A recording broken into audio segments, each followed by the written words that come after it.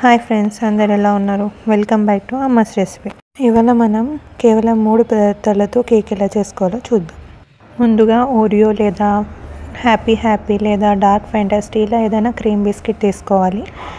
వీటిని ఇప్పుడు ఇప్పి ఇలా విరగొట్టుకొని మిక్సీ జార్లోకి వేసుకోవాలి.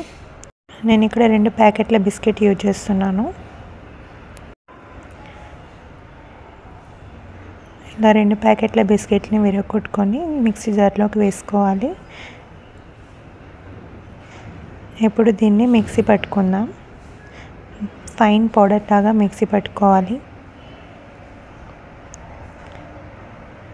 ఇలా ఫైన్ పౌడర్ అయ్యేలా చూసుకోవాలి.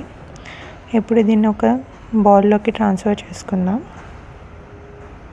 ఇప్పుడు ఇందులో 2 స్పూన్ల షుగర్ పౌడర్ వేసుకుందాం. మీకు తీపి వద్దనుకుంటే స్కిప్ చేయొచ్చు.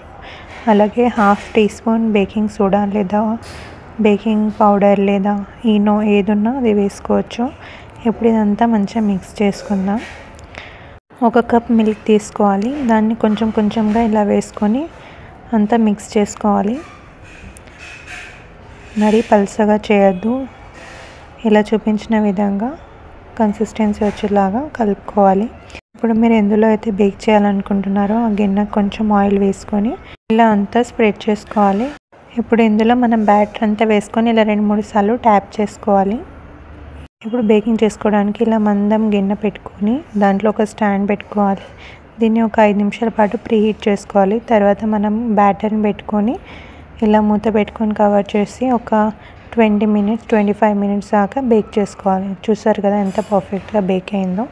ఇది 25 మినిట్స్ టైం పట్టింది. 20 మినిట్స్ అయ్యాక ఒకసారి చెక్ చేసుకోవాలి.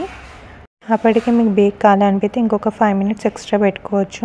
5 మినిట్స్ అయ్యాక కూల్ అయ్యాక ఒక ప్లేట్ తీసుకొని ఇలా టర్న్ చేసుకోవాలి. ఇలా గిన్నె పైన 2-3 టైమ్స్ ట్యాప్ చేస్తే ఈజీగా ఊడొస్తుంది. చూసారు కదా ఎంత సాఫ్ట్ అండ్ ఫ్లఫీగా ఉంది. ఇలా అయితే పర్ఫెక్ట్గా బేక్ అయినట్టండి. ఇప్పుడు మీకు నచ్చిన విధంగా ఐసింగ్ చేసుకోవచ్చు. నేను ఇప్పుడు చాక్లెట్ ఇంకా బిస్కెట్స్ యూజ్ చేసి ఇలా డెకరేట్ చేసుకున్నాను. ఇంతే అండి, బిస్కెట్స్తో ఈజీగా ఇంట్లోనే ఇలా కేక్ రెడీ చేసుకోవచ్చు. మీరు కూడా ట్రై చేయండి. ఎలా వచ్చిందో నా కామెంట్ సెక్షన్లో చెప్పండి. Thank you for